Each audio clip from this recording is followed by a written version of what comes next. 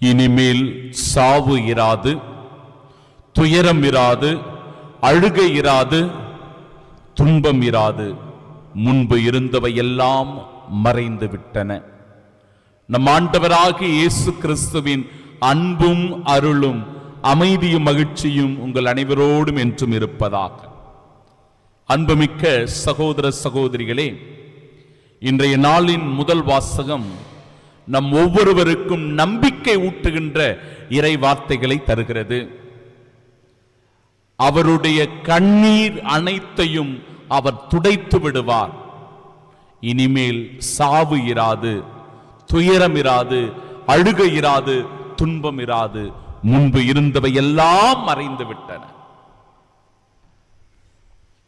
இன்றைய நாளிலும் கூட இந்த திருவிழாவை கொண்டாடுகிற இந்த தருணத்தில் இன்றைய நாளின் 5 சிறப்பம்சங்களை உங்களோடு நான் பகிர்ந்து கொள்ள விரும்புகிறேன். முதலாவது, 5ஆம் நூற்றாண்டில் வாழ்ந்த பத்ரிசியூஸ் என்கிற ஒருவர் குழந்தை பாக்கியமின்றி இருக்கிறார். வசதி வாய்ப்புகள், செல்வம் எல்லாம் இவருக்கு இருக்கிறது. இவர் ஒரு செல்வந்தர், ஒரு பிரபு குடும்பத்தைச் சேர்ந்தவர். ஆனாலும் இந்த தம்பதியர்களுக்கு குழந்தை பாக்கியம் இல்லை. கடவுள் மீதும் அன்னை மரியாளின் மீதும் மிகுந்த நம்பிக்கை கொண்ட ஒரு தம்பதியர்களாக இவர்கள் இருக்கிறார்கள்.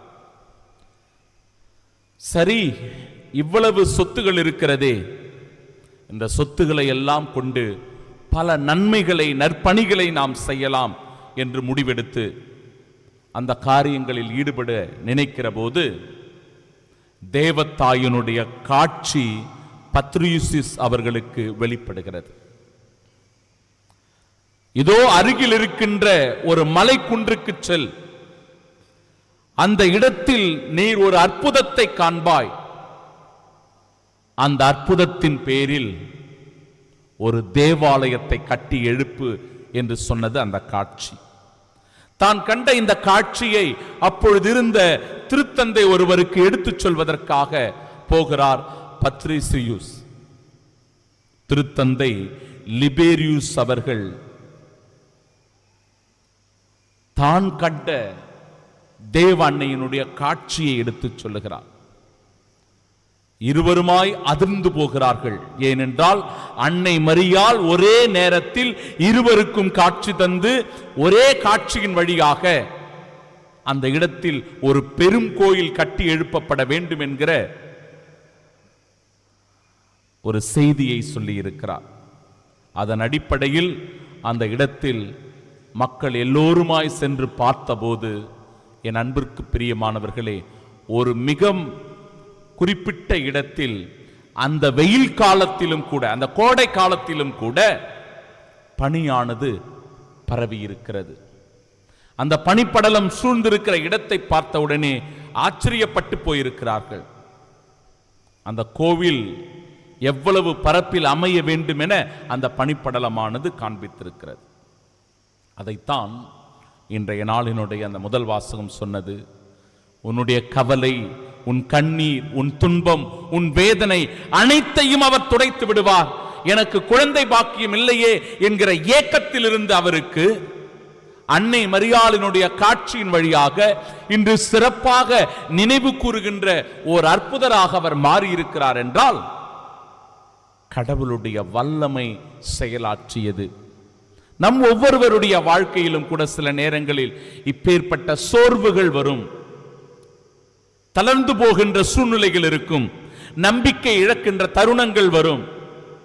நாமும் கண்ணீரோடு, துன்பத்தோடு, துயரத்தோடு ஆண்டவரிடத்திலே ஓடி வந்திருப்போம், தஞ்சமடைந்திருப்போம், அவருடைய நம்பிக்கைக்காக மன்றாடி கொண்டிருப்போம். இதோ ஆண்டவர் சொல்லுகிறார், உன் கண்ணீர் எல்லாம் துடைக்கப்படும், உன் அழுகையை நான் மாற்றுவேன், இனிமேல் சாவோ துன்பமோ அழுகையோ இராது என்கிற நம்பிக்கை தருகிறார். இரண்டாவதாக, அன்னை மரியாளுக்கென்று கட்டப்பட்ட முதல் ஆலயமாக இந்த ஆலயம் அறியப்படுகிறது. தேவத்தாய்க்கு நேர்ந்தளிக்கப்பட்ட ஒரு சிறப்புமிக்க ஆலயம். இந்த வெயில் காலத்திலும் கூட, அந்த கோடை காலத்திலும் கூட பனிப்பொழிவு ஏற்பட்ட அந்த நிகழ்வை பார்த்து பிரமித்து போய் ஒரு அற்புதமான தேவாலயத்தை அந்த இடத்திலே கட்டி எழுப்புகிறார்கள். அதன் அடிப்படையில் தான் ஒவ்வொரு ஆண்டும் ஆகஸ்ட் 5ஆம் தேதி இந்த நேர்ந்தளிப்பு விழாவினை சிறப்பித்து கொண்டாடி, எப்படி அந்த பணியானது சூழ்ந்திருந்ததோ அதுபோல அதன் நினைவாக வெள்ளை மலர்களை கொண்டு அந்த ஆலயத்தின் மேற்கூரையிலிருந்து மக்களின் மீது தூவுவது வழக்கமாக இருக்கிறது. தேவத்தாய் தன்னை வெளிப்படுத்துவதின் அடையாளமாய் இது ஒவ்வொரு ஆண்டும் ஆகஸ்ட் 5ஆம் தேதி ரோமை நகரில் உள்ள அந்த மரியன்னை ஆலயத்தில் செயல்படுத்தப்படுகிறது. தேவத்தாய் இன்றைக்கும் நம் ஒவ்வொருவருக்கும் அதே காட்சியை வெளிப்படுத்திக் கொண்டிருக்கிறார்.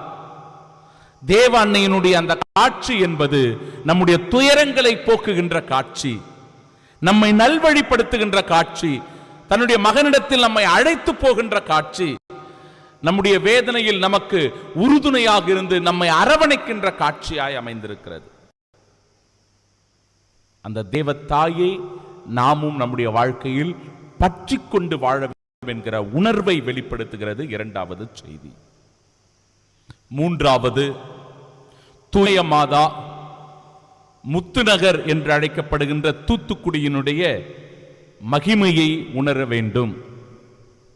1582ஆம் ஆண்டு ஆகஸ்ட் 5ஆம் தேதி அந்த ஆலயமானது அர்ச்சிக்கப்பட்டு முதல் திருவிழா திருப்பலி கொண்டாடப்பட்டது. எப்படி ரோமை நகரில் தூய அன்னைக்கு ஆகஸ்ட் 5ஆம் தேதி அந்த நேர்ந்தளிப்பு விழாவினை கொண்டாடினார்களோ, அதனை நினைவூட்டும் வண்ணமாக தமிழகத்தில் அமைந்திருக்கிற தூத்துக்குடியில் 1582ஆம் ஆண்டு ஆகஸ்ட் 5ஆம் தேதி அந்த ஆலயம் அர்ச்சிக்கப்பட்டிருக்கிறது. 400 ஆண்டுகளை கடந்து சென்று கொண்டிருக்கிற இந்த அற்புதத்தை, அதிசயத்தை இன்றைக்கும் உலகின் பல்வேறு இடங்களிலிருந்து மக்கள் அனுதினமும் கண்டு கொண்டிருக்கிறார்கள். பிரியமானவர்களே, அந்த இடத்தில் நடந்த ஓர் அதிசயம் உலக அளவில் புகழ்பெற்ற அதிசயமாக திகழ்கிறது. என்னவென்றால், ஒரே நேரத்தில் 20,000த்திற்கும் மேற்பட்ட மக்கள் மனம் மாறி கிறிஸ்துவை ஏற்றுக்கொண்டிருக்கிறார். உலகத்திலேயே அதிகமான மக்கள் ஒரே நேரத்தில் மனம் மாறி கிறிஸ்துவை ஏற்றுக்கொண்ட அதிசயம் நிகழ்ந்த இடமாக அந்த தூத்துக்குடி பனிமய மாதாவினுடைய அருட்தலம் திகழ்கிறது. 20,000 பேர் ஒரே நேரத்தில் அந்த மனமாற்றத்தை பெற்று கிறிஸ்துவை ஏற்றுக்கொண்டிருக்கிறார்கள். சிந்தித்து பார்ப்போம். இன்றைக்கு மதமாற்ற தடை சட்டம் என்கிற பெயரில் பல்வேறு அச்சுறுத்தல்கள் கிறிஸ்துவை ஏற்றுக்கொள்கிறவர்கள் மீது அநியாய வீண் சுமத்தல்கள், அவர்கள் கொடுமையாக தண்டிக்கப்படுகிறார்கள், சித்திரவதை செய்யப்படுகிறார்கள். அதற்கு சமீபத்தில் கைது செய்யப்பட்ட 2 அருட்சகோதரிகளை கூட நாம் உதாரணமாக பார்க்கலாம். ஆனாலும் இந்த இக்கட்டான சூழ்நிலையிலும் காலகட்டத்திலும் கூட கிறிஸ்துவை பற்றிய நற்செய்தியை நாம் அறிவித்துக் கொண்டே இருக்க வேண்டும். அந்த மதிப்பீடுகளை விதைத்துக் கொண்டே இருக்க வேண்டும். அதன் வழியாக ஏராளமான மக்கள் கிறிஸ்துவை அறிந்து கொள்ளுகின்ற ஒரு வாய்ப்பை பெறுகிறார்கள். தொடர்ந்து இந்த பணியை நாம் செய்து கொண்டே இருக்க வேண்டும். ஏனென்றால் கிறிஸ்து அறிவிக்கப்படுகிறார் என்றால் கிறிஸ்துவின் மதிப்பீடுகள் அறிவிக்கப்படுகின்றன. கிறிஸ்துவின் மதிப்பீடுகளான அன்பும் இரக்கமும் கனிவும் பொறுமையும் தாட்சியும் எளிமையும் இந்த உலகத்தில் அறிவிக்கப்பட்டு கொண்டிருக்கும் போதுதான் மனித நேயமும் மனித மாண்பும் இந்த உலகத்தில் நிலைநாட்டப்படும். என் அன்பு சகோதர சகோதரிகளே, இத்தகைய செயலில் நாம் ஒவ்வொருவரும் ஒரு சாட்சிகளாக இருந்து செயல்படுத்த வேண்டும். 5ஆவதாக, தூய பனிமய மாதாவினுடைய வரலாற்று நிகழ்வு.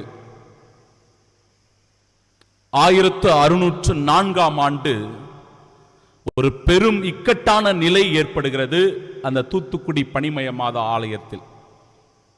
அதனால் அந்த பனிமய மாதா அருகில் இருந்த குடும்பங்கள் எல்லாம் ராஜத்தீவு என்கிற ஒரு இடத்திற்கு கடத்தப்படுகிறார்கள்.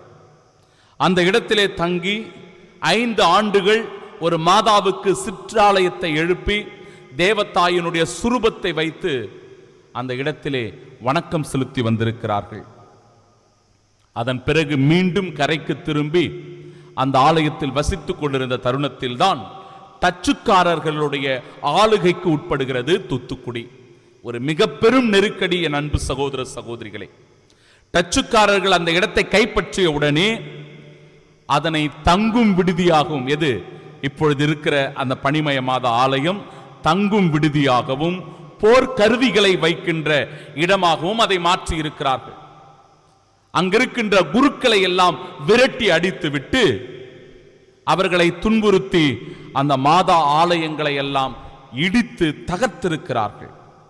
குறிப்பாக 1695 ஆண்டு சேசு சபையினுடைய அந்த இல்லத்தையும் பனிமய மாதா ஆலயத்தையும் இவர்கள் இடித்து தரைமட்டமாக்கியிருக்கிறார்கள். இறந்தவர்களை அடக்கம் செய்கிற இடமாக, கல்லறை தோட்டமாக அந்த இடத்தை மாற்றியிருக்கிறார்கள். டச்சுக்காரர்களுடைய இத்தகைய ஒரு சூழ்நிலை நீடித்த போது, அன்பிற்குரியவர்களே, அந்த இடத்தில் இருந்த விசுவாசிகள், பக்தர்கள் எல்லாம் சிதறி போயிருக்கிறார்கள். ஒரு ஆலயத்தினுடைய நிர்வாகம் சீராக இல்லை என்றால், பல அச்சுறுத்தல்கள், துன்பங்கள், நெருக்கடிகள் வருகிற போது விசுவாசத்திலும் குறைபாடுகள் ஏற்படுகிறது. இறைவனிடமிருந்து நாமும் கூட சற்று விலகி போய் விடுகிறோம். கடவுள் மீது இருக்கிற பக்தி நாளுக்கு நாள் குறைந்து கொண்டே போகிறது. சில பிரச்சனைகள் நம்முடைய வாழ்க்கையிலும் வரும். குழந்தை பாக்கியமின்மை, திருமணத்தில் நல்ல புரிதல்கள் இல்லாமை, கடன் சுமை, குடும்பத்திலே எப்பொழுது பார்த்தாலும் பிரச்சனைகள், சண்டை சச்சரவுகள், நல்ல ஒரு வேலை வாய்ப்பு இல்லாத ஒரு சூழ்நிலை, நம்முடைய பிள்ளைகள் நல்ல ஒரு நிலையை எட்டாத ஒரு நிலை, இப்படிப்பட்ட சூழ்நிலைகள் வருகிற போது நாமும் கூட சோதனைகளுக்கு உள்ளாக்கப்பட்டு தளர்ந்து போகிறோம், கவலை அடைகிறோம். கடவுள் மீதும் அன்னை மரியாளின் மீதும் கொண்டிருக்கிற அந்த நம்பிக்கையிலிருந்து கொஞ்சம் கொஞ்சமாக விலகி போகிறோம் பாருங்க. ஆனால் அப்பொழுது இருந்த அருட்தந்தை விஜிலியூஸ் சவேரியூஸ் மான்சி என்பவர், அவருக்கு இருந்த அந்த தேவ அன்னையினுடைய பக்தியின் காரணமாக தேவத்தாய் அவருக்கு வெளிப்படுத்தி இருக்கிறார். 1707 ஆண்டு ஏப்ரல் 4 ஞாயிற்றுக்கிழமை இரவில் அவர் முழந்தாளிட்டு அந்த தேவ மாதாவினுடைய சுரூபம் ஒரு இடத்துல மேல் அறையில பத்திரமா அதை வச்சிருந்து அந்த சுரூபத்தின் முன்பாக ஜெபித்துக் கொண்டிருக்கிறார். திடீரென்று இடியும் மின்னலும் மழையும் பொழிய அந்த சுரூபத்தின் முன்பாக ஜெபித்துக் கொண்டிருந்த இவர் மீது அந்த இடி வந்து விழுகிறது.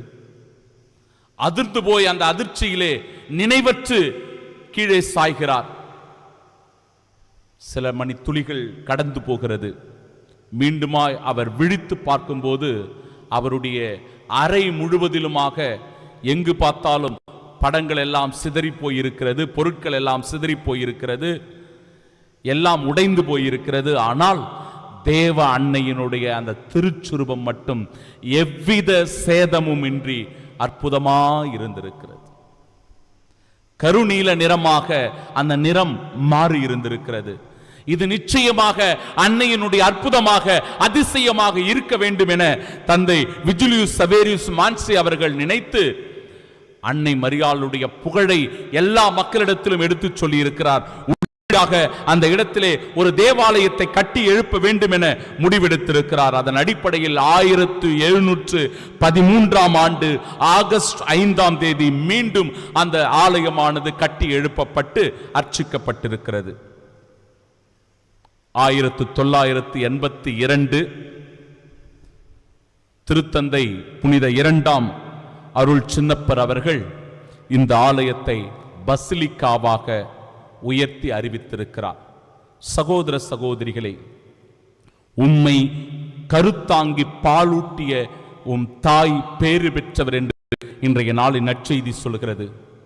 அதே நிலையில் ஆண்டவர் வெளிப்படுத்தி காட்டுகிறார், இறை வார்த்தையை கேட்டு அதை கடைபிடிப்பவர்களே பேறு பெற்றவர்கள்.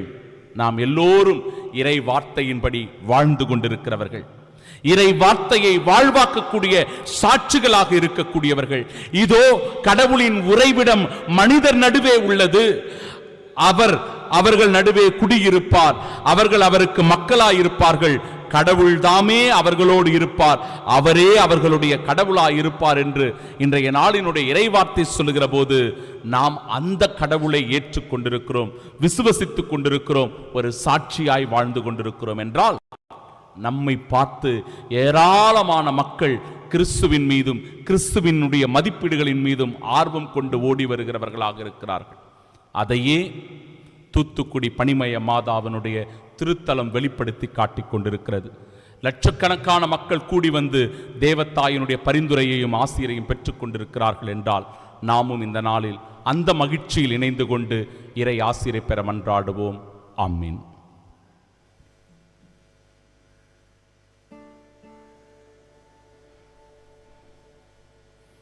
காணிக்கை பாடல்.